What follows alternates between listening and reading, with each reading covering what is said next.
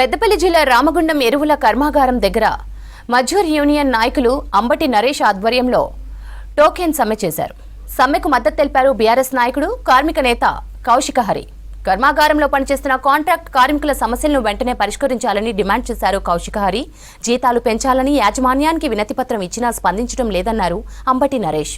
సమాన పనికి సమాన వేతనంతో పాటు అలవెన్స్ ఇవ్వాలని తెలిపారు. సంస్థకు ఇచ్చిన లాభాల నుంచి కార్మికులకు బోనస్ చెల్లించాలన్నారు.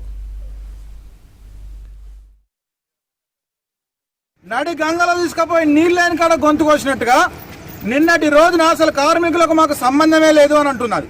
ముఖ్యంగా ఆర్ఎఫ్సీలో పనిచేసేటువంటి కార్మికులు mechanical, electrical, lab, instrumentation, డబ్ల్యూఎల్ఎం, TLM, house keeping, లోడర్లు, బ్యాగర్లు, స్టిచ్చర్లు, సజ్జ ఆపరేటర్లు, ఆర్ఎస్సీ ఆపరేటర్లు, హౌస్ కీపింగ్ క్యాంటీన్లతో సహా ఆఖరికి సెక్యూరిటీ వాళ్ళతో సహా ప్రతి ఒక్కరికి కూడా వాళ్ళ నోట్లో మట్టి కొట్టింది.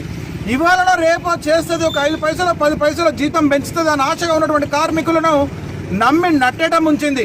ఇస్తామని చెప్పిండ్రు, చేస్తామని చెప్పిండ్రు.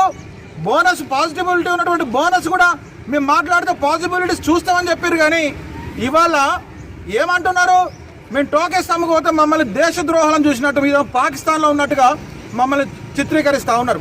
అయినా కానీ 2 ఏళ్ల నుంచి గిన్ని కాగితాలు పట్టుకొని యూనియన్ల తరపున, కార్మికుల తరపున గింత బండలు అయ్యే వరకు ఇవన్నీ కూడా రిప్రజెంటేషన్సే.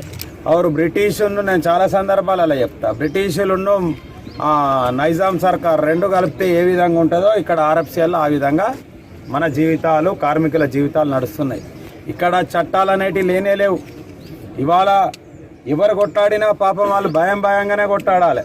కొట్టాడకపోతేనేమో తప్పది, హక్కుల కోసం కొట్టాడకపోతే తప్పది.